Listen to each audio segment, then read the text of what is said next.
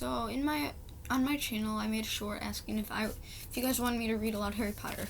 No one saw it yet, and I just decided that I wanted to. So yeah, this is gonna be chapter 1, and as far as I can get before people come and bother me. So yeah, we're gonna start. Mr. and Miss Dursley of Number 4 Private Drive were proud to say that they were perfectly normal. Thank you very much. They were the last people you'd expect to be involved in anything strange or mysterious because they just didn't hold with such nonsense.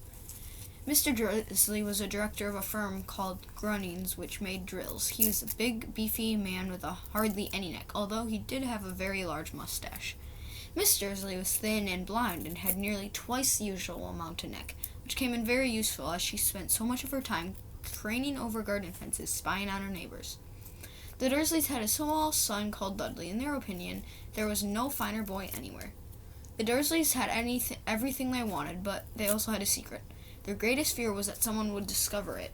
They didn't think they could bear it if anyone found out about the Potters. Miss Potter and was Miss Dursley's sister, but they haven't met for several years. In fact, Mr. Dursley pretended she didn't have a sister because her sister and her good-for-nothing husband were as un-Dursley-ish as it was possible to be. The Dursleys shuddered to think what the neighbors would say if the Potters arrived in the street.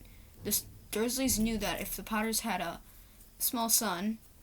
the Dursleys knew that the Potters had a small son, too, but they never had seen him. This boy was another good reason for keeping the Potters away. They didn't want Dudley mixing with a child like that. When Mr. and Miss Dursley woke up on the dull gray Tuesday, or story starts. There was nothing about the cloudy sky outside to suggest strange and mysterious things would be soon happening all over the country. Mr. Dursley hummed as he picked out his most boring tie for work, and Miss Dursley gossiped away happily as she wrestled a screaming Dursley into his high chair. None of them noticed a large, tawny owl flutter past the window. At 8:30, Mr. Dursley picked up his briefcase, pecked Miss Dursley on the cheek, and tried to kiss Dudley goodbye, but missed because the Dudley was now having a tantrum, throwing his cereal at the walls. "Little tyke," quarreled Mr. Dursley as he left the house. He got into his car and backed out on Number 4's drive.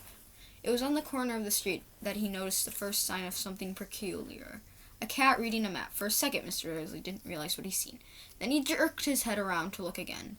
There was a tabby cat standing on the corner of Private Drive, but there wasn't a map in sight. What could he have been thinking of?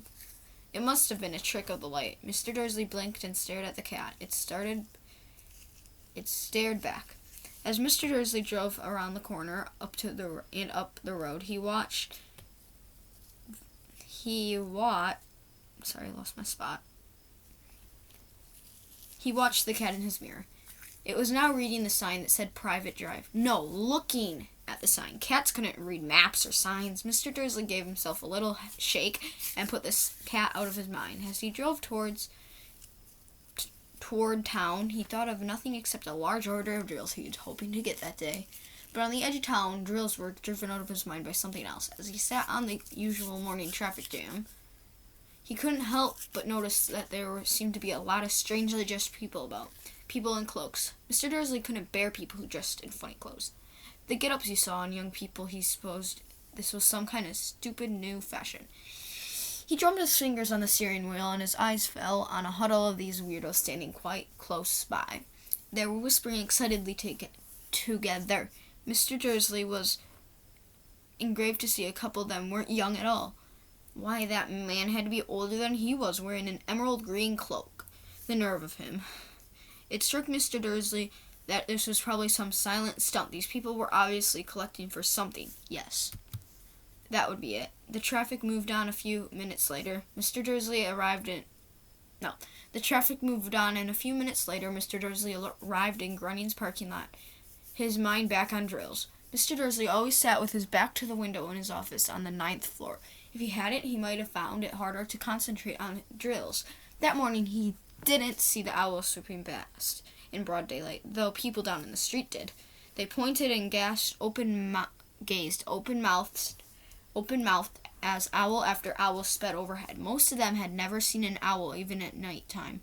Mr. Dursley, however, had a perfectly normal owl-free morning. He yelled at 5 different people, he made 7 important telephone calls, and chatted a bit more. He was in a very good mood until lunchtime, when he thought he stretched his leg and walked across the road to buy himself a bun from a bakery. He'd forgotten all about the people in cloaks until he passed a group of them next to the baker's. He eyed them angrily as he passed. He didn't know why, but they made him uneasy. This bunch were whispering excitedly too. He couldn't see a single collecting tin. It was on his way back past them, clutching a large donut in a bag, that he caught a few words of what they said. The Potters, yes. The Potter, that's what I heard. Yes, their son Harry. Mr. Dursley stopped dead. Fear flooded him. He looked back at the whisperers as if he wanted to say something to them, but thought better of it. He dashed back across the road, hurried up to his office, snapped his security not to disturb him, seized a telephone, and almost finishing dialing his home number when he changed his mind. He put the receiver back down and struck his mustache, thinking, no, he was being stupid. Potter wasn't such an unusual name. He was sure there were a lot of people called Potter who had a son named Harry. I actually just thought that without turning the page. Come to think of it, he wasn't even sure his nephew was called Harry. He'd never even seen the boy. It might have been Harvey or Harold. There was no point in worrying Miss Dursley. She always got upset at any mention of her sister. He didn't blame her if he'd have a sister like that, but all the same, those people in cloaks. He found it a lot harder to concentrate on drills that afternoon. When he left the building at 5 o'clock, he was so worried that he walked straight into someone just outside the door. Sorry, he grunted as a tiny old man stumbled and almost fell. It was a few seconds before Mr. Dursley realized that the man was not at all upset. Oh, never mind. I read the wrong part. He didn't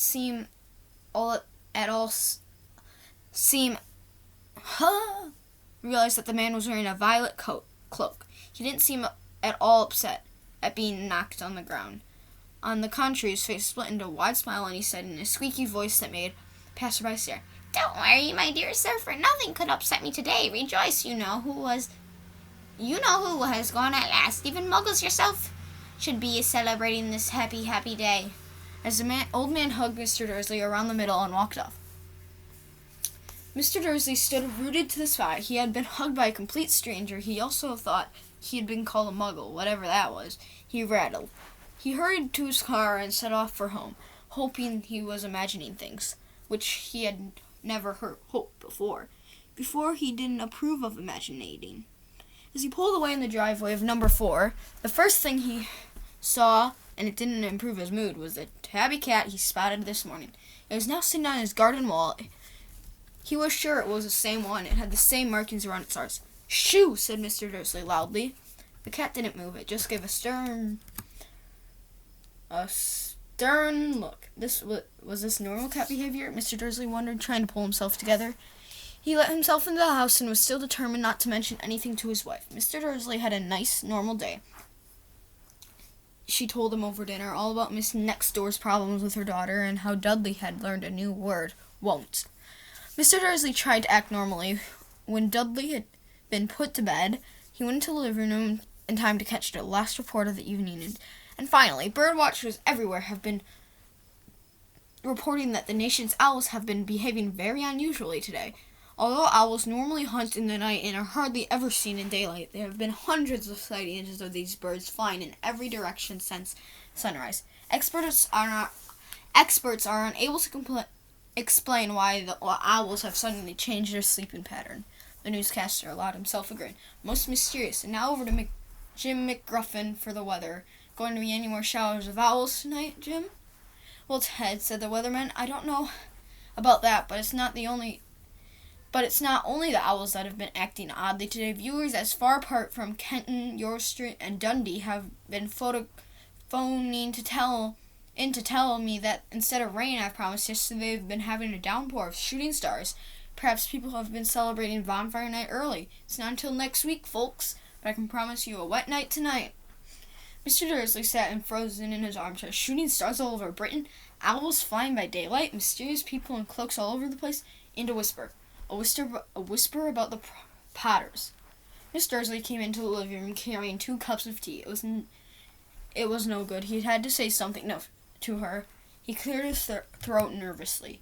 Petunia, dear, you haven't heard from your sister lately, have you?" As he expected, Miss Dursley looked shocked and angry. After all, they normally pretend she didn't have a sister. "Funny stuff on the news." "No," she said sharply. "Why?" "Funny stuff on the news," Mr. Dursley mumbles. "Owls, shooting stars, and there were a lot of funny-looking people in town today. So, well, I just thought maybe it was something to do with, her crowd." Miss Dursley sipped her tea through pursed lips. Mr. Dursley wondered whether he dared tell her he heard the name Potter. He decided he didn't dare. Instead, he said, as casually as he could, "Their son? He'd be about Dudley's age now, wouldn't he?" "I suppose so," said Dursley stiffly. "What's his name again? Howard, isn't it?" "Harry. Nasty common name, if you ask me." "Oh, yes," said Mr. Dursley. He started thinking horribly. "Yes, I quite agree." He didn't say another word on the subject as they went upstairs to bed. While Miss Dursley was in the bathroom, Mr. Dursley crept to the bedroom window, peered down through the front gate. The cat was still there. It was standing down Private Drive as though it were waiting for something. Was he imagining things? Could all this have anything to do with the Potters? If it did, if it got out that they were related to a pair of, well, he didn't think he could bear it. The Dursleys got him to bed. Miss Dursley fell asleep quite quickly, but Mr. Dursley lay awake, turning it all over in his mind. His last comforting thought was before he fell asleep that even if it was the Potters that involved, there was no reason for them to come near him and Miss Dursley. The Potters knew very well what he and Petunia thought of them and their kind. He couldn't see how he and Petunia could get mixed up with anything that may be going on. He yawned and turned over. It couldn't affect them. How very wrong he was. Mr. Dursley might have been drifting into an uneasy sleep, but the cat on the wall outside was showing no sign of sleepiness.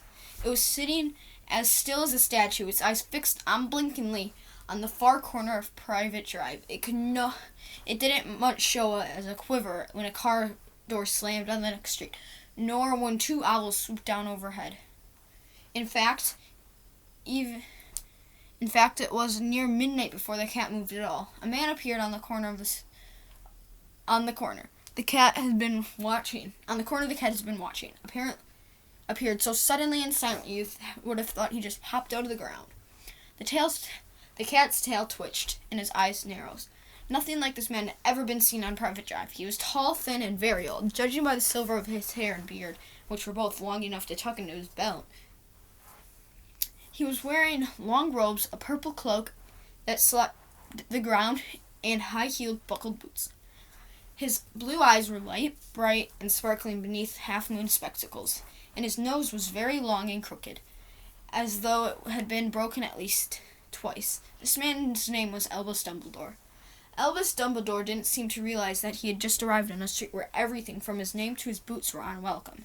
He was busy rummaging in his cloak, looking for something, but he didn't seem to realize he was being watched because he looked up suddenly at the cat, which was still staring at him from the other end of the street. For some reason, the sight of the cat seemed to amuse him. He chuckled and muttered, "I should have known." He found what he was looking for inside the pocket. It seemed to be a silver cigarette lighter. He flicked it open, held it in the air, and clicked it.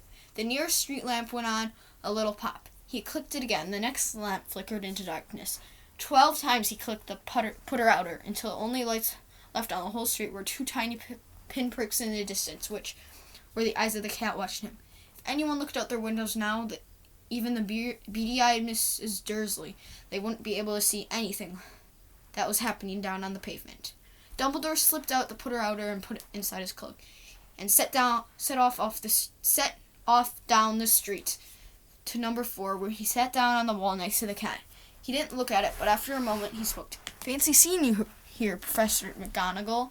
He turned to smile at the tabby, but it had gone. Instead, he was smiling at a rather severe-looking woman who was wearing square glasses exactly the shape of the marking cat had around his eyes. She, too, was wearing a cloak, an emerald one. Her black hair was drawn into a tight bunch. She looked distinctly ruffled. "How did you know it was me?" she asked. "My dear Professor, I've never seen a cat sit so stiff You'd be stiff if you'd been sitting on a brick wall all day, said Professor McGonagall. All day? When you could have been celebrating, I must have passed a dozen feasts and party on my way here. Professor McGonagall sniffed angrily. Oh yes, everyone's celebrating, all right, she said impatiently. You'd think they'd be a bit more careful, but no. Even the Muggles have noticed something's going on. It was on their news. She jerked her head back in the Dursleys' dark living room window. I heard it. Flocks of owls, shooting stars. Well, they're not completely stupid. They were bound to notice something. Shooting stars down in Kent. I'd bet that was Digglus Diggle. He never had much sense. You can't blame them, said Dumbledore gently. We've had precious little to celebrate for 11 years. I know that, said Professor McGonagall irritably, but that's no reason to lose our heads. People are being downright careless. Out on the streets in broad daylight, not even dressed in Muggle clothes, swapping rumors. As she threw a sharp sideways glance at Dumbledore here, he thought, as though hoping he wasn't going to tell her something, but he didn't. So she went on. A fine thing it would be if, on the very day you know who seems to have disappeared at last, the Muggles found out as well about us. I suppose he really has gone, Dumbledore. Certainly seems so, says Dumbledore. We have much to be thankful for. Would you care for a lemon drop? A what? A lemon drop. They're a kind of Muggle sweet I'm rather fond of. No, thank you, said Professor McGonagall coldly, as she didn't think this was the moment for lemon drops. As I say, even if you know who was gone, my dear Professor, such a sensible person like yourself can call him by his name. All this you-know-who nonsense. For 11 years, I've been trying to persuade people to call him by his proper name, Voldemort. Professor McGonagall flinched, but Dumbledore, who was unsticking 2 lemon drops, seemed not to notice. It all gets confusing if we keep saying you-know-who. I have never seen any reason to be frightened of saying Voldemort's name. I know you haven't, said Professor McGonagall, sounding half expectable, half admiring. But you're different. Everyone knows you're the only one. You know who. Oh, all right. Voldemort was frightened of. You flatter me, said Dumbledore calmly. Voldemort has head powers I never will have. Only because you're too, noble to us to use them. It's lucky it's dark. I haven't blushed so much since Madame Pomfrey told me she liked my new earmuffs. Professor McGonagall shot a sharp look at Dumbledore and said, The owls are nothing next to the rumors that are flying around. You know what everyone's saying about why he's disappeared, about what finally stopped him? It seemed that Professor McGonagall had reached the point she was most anxious to discuss. The real reason why she had been waiting on a cold, hard wall all day. For neither as a cat nor as a woman had she fixed Dumbledore with such a piercing stare as she did now. It was plain that whatever everyone was saying, she was not going to believe it until Dumbledore told her it was true. Dumbledore, however, was choosing another lemon drop and did not answer. What they're saying, she pressed on, is that last night Voldemort turned up in Godric's Hollow and went to find the Potters. The rumor is that Lily and James Potter are that they're dead. Dumbledore bowed his head as Professor McGonagall gasped. Lily and James, I can't believe it. Oh, I didn't want to believe it. Oh, Elvis. I know, he said heavily. I'm going to stop here. Come back for part 2.